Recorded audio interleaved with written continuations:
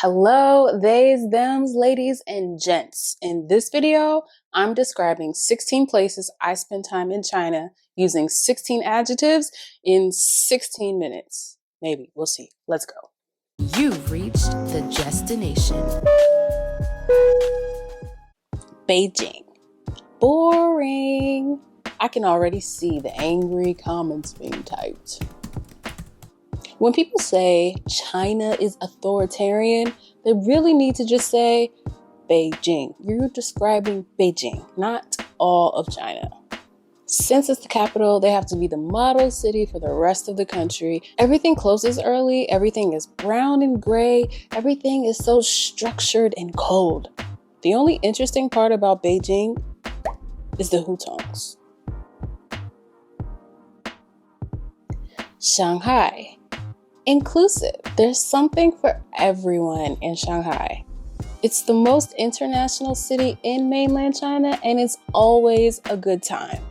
Well, except for that one time when they tried to lock everybody and then they took people and... Why you bringing up old shit? Never mind. Xi'amen. Chill.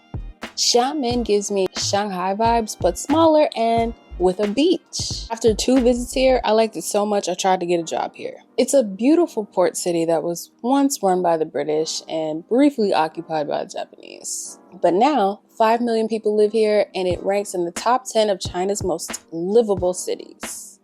DONGSHAN. Cute. With a population of only 200,000, this place is tiny by Chinese standards.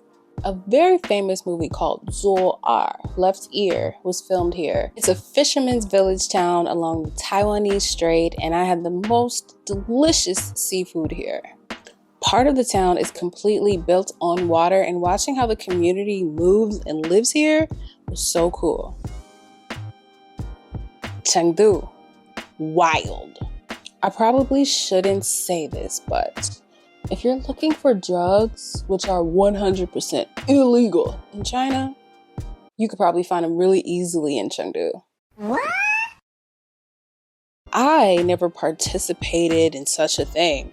I don't know anyone who has, but I just heard. Objection, Your Honor, hearsay.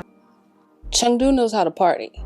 It's also earned the nickname Gay-do for obvious reasons. Whatever the opposite of authoritarian is, that's what Chengdu is. SANYA.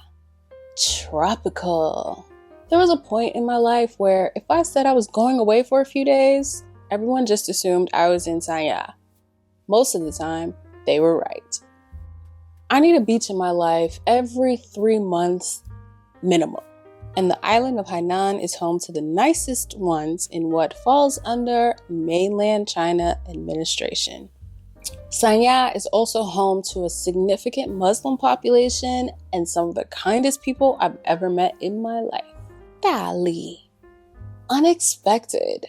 DALI has a lake that looks like an ocean.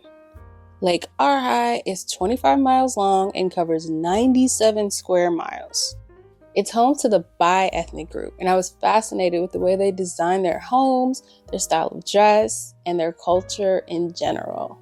DALI is a very laid-back place with lots of interesting things to discover. The most unexpected thing I came across was people who were clearly on shrooms. Tons of varieties of mushrooms naturally grow in this area, and it used to be a backpacker's paradise in the early 2000s, so that tracks. LIJIANG. Refreshing. The air is different here. It literally refreshed my soul. Everything looks like a painting here. It's so beautiful.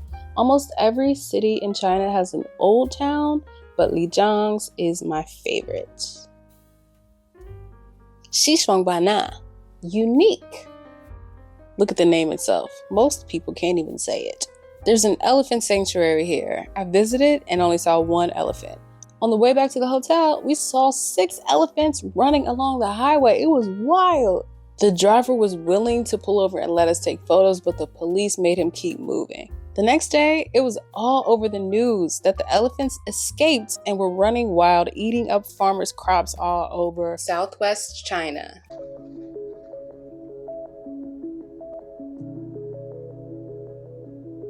XISHUANGBANNA borders Myanmar, Laos, and Thailand, so all that influence is there, making it very unique. The food I had there was the spiciest I've ever had in life. ZHANGJIAJIE, peaceful. I am so grateful I got to spend so much time in a place that inspired a James Cameron film.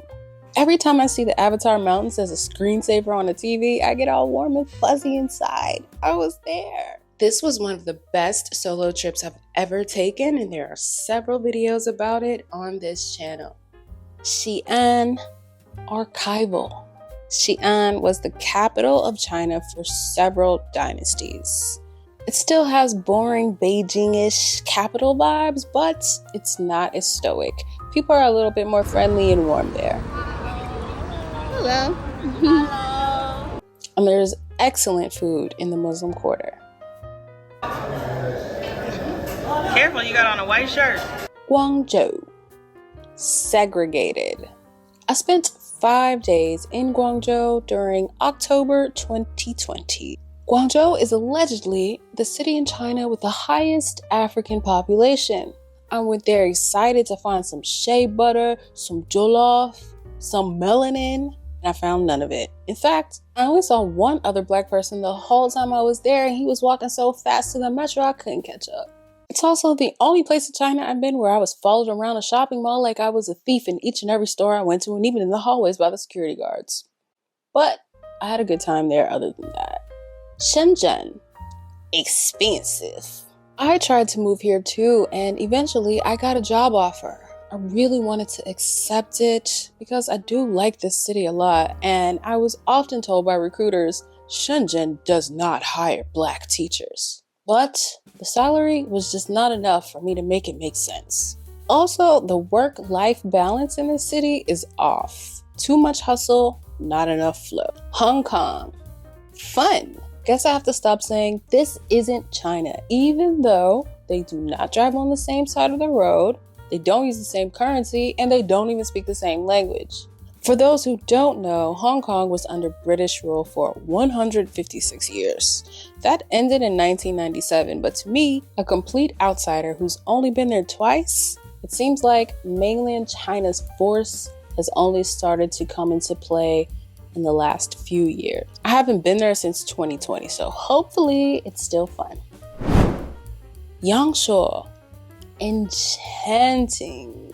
If I was wealthy and also Chinese, I would buy a house here and lease some land from the government and have a little piece of paradise to come and visit throughout the year. Chongqing, home.